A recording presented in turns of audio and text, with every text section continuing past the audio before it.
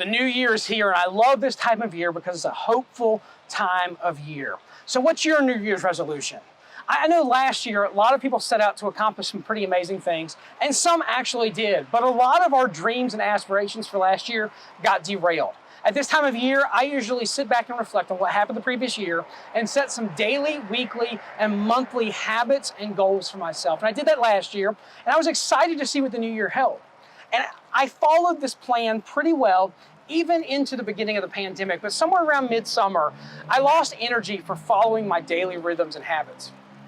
And those weekly goals, they fell to the wayside. And that last half of the year, my journals are pretty empty, tracking the progress of where my goals and aspirations were. And sometimes it's really hard to set and achieve goals for yourself. We're starting a new series where we're talking about goals, and I'm hopeful that you will be setting and achieving some big goals for yourself. Maybe for you, your goal is just to raise your grades, or to learn a new skill, or to get accepted into college, or to get a job, or to be a little healthier, or to become TikTok famous. And honestly, for some of you, if I asked you to set your New Year's resolution, that would be something you wouldn't even want to do. Like you have no goals whatsoever, or it might take you a really long time to determine what kind of goals you want to set for yourself.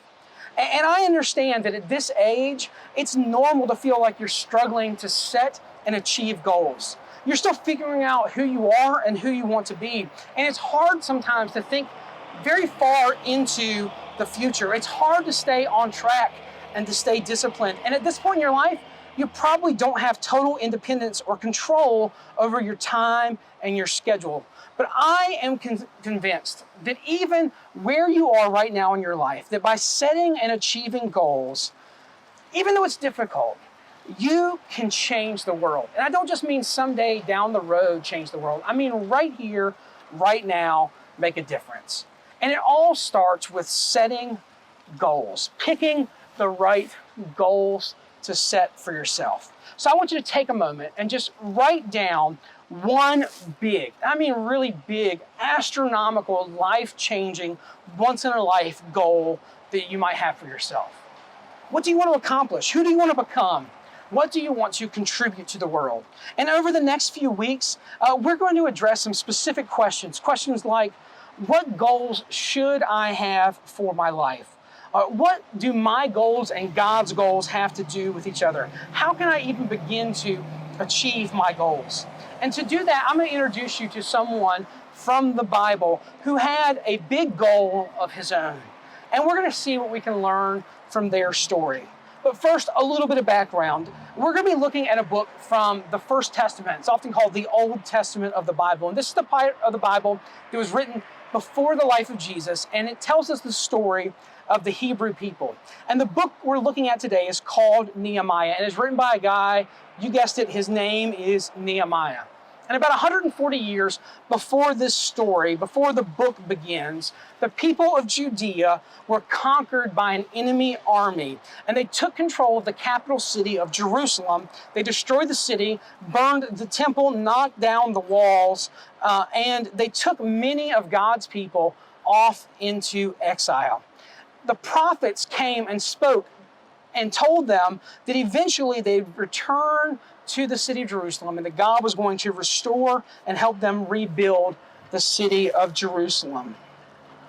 Can you imagine what it must have been like to have your home invaded by another army, to be hauled off into exile, and to know that the place that had so much significance to you and your family and your culture and your faith was destroyed? Well, after a long amount of time, a new king took control, and people slowly began to return to Jerusalem, but the progress was not happening very quickly in rebuilding what had been lost. And so we get to the story of Nehemiah, and Nehemiah has only ever known Jerusalem as an occupied city. And he's passionate about the people and about the city and seeing it restored, but he's serving in the government that is occupying the city of Jerusalem. He's serving the king of Persia. And Nehemiah has a big goal, and it's inspired by a big problem. His goal is to restore the walls of Jerusalem, and it's inspired by the position that the people find themselves in.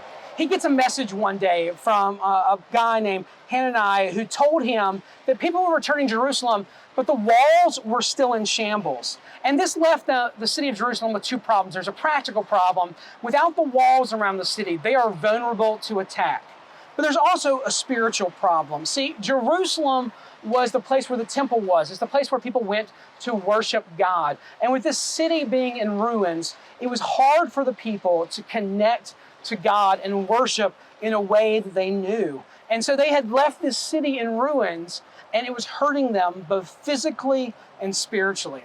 And Nehemiah really wants the entire people of Israel to return to God. And he sets for himself a God-sized goal. He wants to rebuild the walls around Jerusalem. And this is how he responds when he gets this message about just how bad the city was. In Nehemiah chapter 1, verse 4, it says, when I heard these words, I sat down and wept and mourned for days, fasting and praying before the God of heaven. See, when he finds out just how bad things are in Jerusalem, he's emotionally and spiritually moved by what he hears. So much so that in chapter 2, we find that he musters up the courage to go to King Artaxerxes and ask him if he can have permission to go back to Jerusalem to rebuild the walls. And this is a huge ask. This is a big ask for him. In fact, just making this request is kind of putting his life, and at very least his job and his position in the kingdom, in jeopardy.